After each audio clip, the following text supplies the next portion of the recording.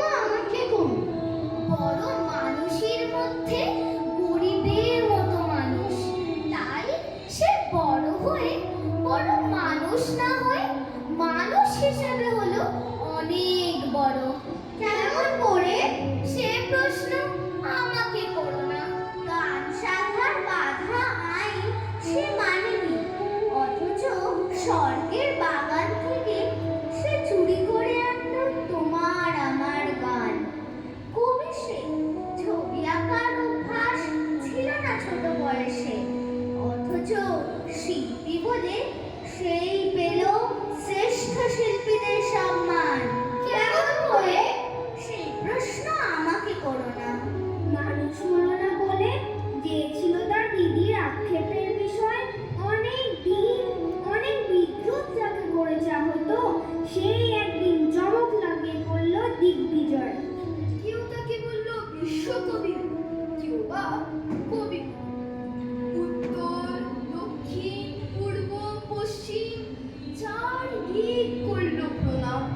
তাই পৃথিবী আজ অবাক হয়ে তাকিয়ে বলছে, কেমন করে?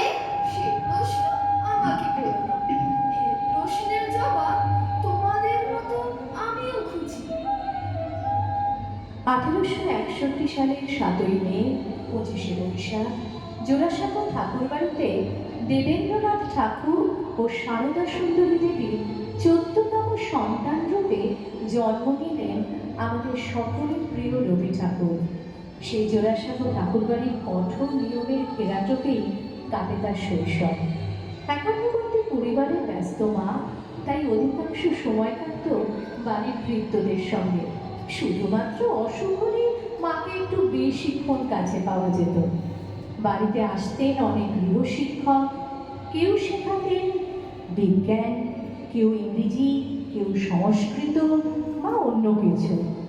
ছোট্ট রবি কিন্তু এইসব শিক্ষকদের নকল করতে বেশ ভালো লাগতো। তাই একলা দুপুরে বারান্দার রেলিংগুলো হয়ে উঠত ছাত্র, আর তিনি তাদের মাস্টার বাবু।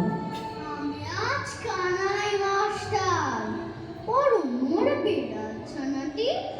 আমি ওকে মারিনি মা বেদ, মিছি মিছি বসি নিয়ে কাঠি।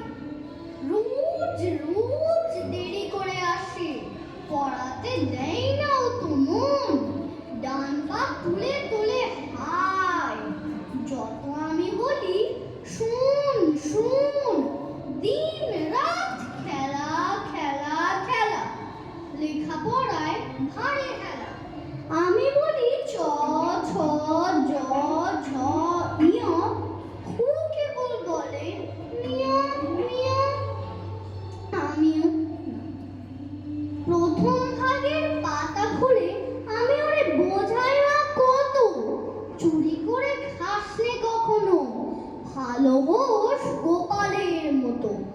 যত বলি সব হয় মিছে, কথা যদি একটাও শোনে। মাছ যদি দেখেছে কোথাও, কিছুই থাকে না আর মনে। চড়াই পাখির দেখা পেলে ছুটে যায় সব পড়া ফেলে। যত বলি চ ছ জ ঝ নিয়, দুষ্টামি করে বলে নিয়ম। আমি ওরে বলি বারবার, পড়ার সময় তুমি পড়ো, তারপর ছুটি হয়ে গেলে খেলার সময় খেলা করো। ভালো মানুষের মতো থাকে, আরে আরে চায় মুখ পানে। এমনই সে ভান করে যেন যা বলি বুঝেছে তার মানে। একটু সুযোগ বুঝেছেই কোথা যায় আর দেখা নেই। আমি বলি চ ছ জ ছ নিয়, ও কেবল বলে মিয় মিয়।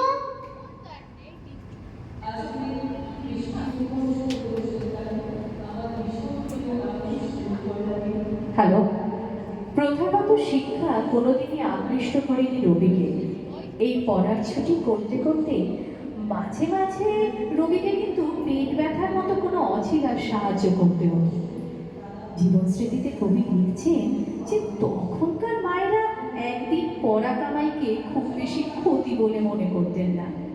তাই পড়ার ছুটি করে কাল্পনিক জগতে ভেসে যাওয়ার মধ্যেই অনেক বেশি আনন্দ খুঁজে পেতেন রবি। মাগো, আমার ছুটি দিতে বল। সকাল থেকে পড়েছি যে মেলা, এখন আমি তোমার ঘরে বসে করবো শুধু পড়া পড়া খেলা। তুমি বলছো দুপুর এখন সবে, না হয় যেন সত্যি হলো তাই। একদিনও কি দুপুর বেলা হলে বিকেল হলো মনে করতে নাই? আমি তো বেশ ভাবতে পারি মনে, সূর্যি ডুবে গেছে মাঠের শেষে, বাগদি বুড়ি চুবড়ি ভরে নিয়ে শাক তুলছে পুকুর পাড়ে এসে। আধার হলো মাদার গাছের তলা, কালি হয়ে এলো দিঘির জল। হাটের থেকে সবাই এলো ফিরে, মাঠের থেকে এলো চাষির দল। মনে করো না উঠলো সাজের তারা, মনে করো না সন্ধে হলো যেন। রাতের বেলা দুপুর যদি হয়, দুপুর বেলা রাত হবে না কেন? রবীন্দ্রনাথের শৈশবের অনেকটাই জুড়ে ছিল শ্যাম নামে এক ভৃত্যের কাছে শোনা নানা রকম রূপকথা, ডাকাতের গল্প, ভূতের গল্প। সেই গল্পগুলো ছোট্ট রবির মনে গভীর ছাপ ফেলেছিল। তিনি কল্পনায় নিজেকে কখনো রাজপুত্র, কখনো বীর যোদ্ধা ভাবতেন। বীরপুরুষ কবিতায় সেই কল্পনারই প্রকাশ দেখা যায়, যেখানে সে বীর যোদ্ধা হয়ে তার মাকে সব বিপদ থেকে রক্ষা করতে বদ্ধপরিকর। মনে করো যেন বিদেশ ঘুরে মাকে নিয়ে যাচ্ছি অনেক দূরে। তুমি যাচ্ছ পালকিতে মা চড়ে, দরজা দুটো একটু ভাগ করে না। আমি যাচ্ছি রাঙা ঘোড়ার পরে, টকটকিয়ে তোমার পাশে পাশে। রাস্তা থেকে ঘোড়া ঘুরে ঘুরে রাঙা ধুলোয় মেঘ উঠে আসে। সন্ধে হলো সূর্য নামে মাঠে, ইনি যেন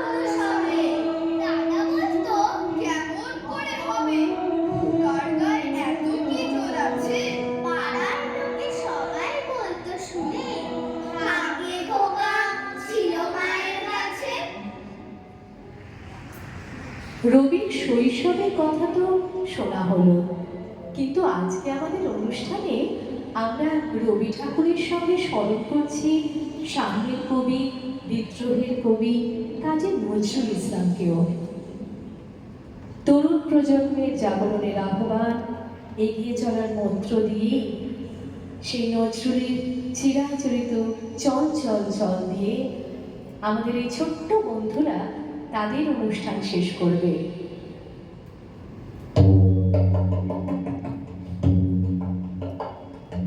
চল চল চল চল চল চল ঊর্ধ্ব গগনে বাজে মাদল, নিম্নে উতলা ধরণী তল, অরুণ প্রাতের তরুণ দল, চল রে চল রে চল।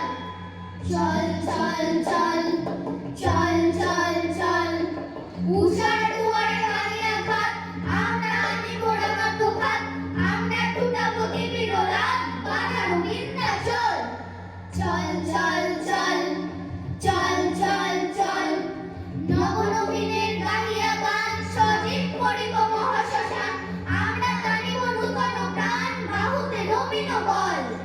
চল চল চল চল চল চল চল রে নওজওয়ান, শোন রে পাতিয়া প্রাণ, চল রে নওজওয়ান, শোন রে পাতিয়া প্রাণ, মৃত্যু তরুণ দুয়ারে দুয়ারে জীবনের আহ্বান, ভাঙ রে ভাঙা মন, চল রে চল রে চল, ভাঙ রে ভাঙা মন, চল রে চল রে চল। চল চল চল চল চল চল চল চল চল চল চল চল। শৈশবে রবি আমাদের ছোট্ট বন্ধুদের সঙ্গে আরেকবার আলাপ করিয়ে দিই। শ্রীদিশা দেশমুখ, তুমি একটু নমস্কার করো শ্রীদিশা। নিবেদিতা সাহা, অবশ্যী আচার্য, আমাদের সবচেয়ে ছোট্ট বন্ধু অবশ্যী, তারপরে তনুষ্কা লাহিনী এবং প্রত্যুষ ঘোষ। আর তবলায় আমাদের সঙ্গে ছিলেন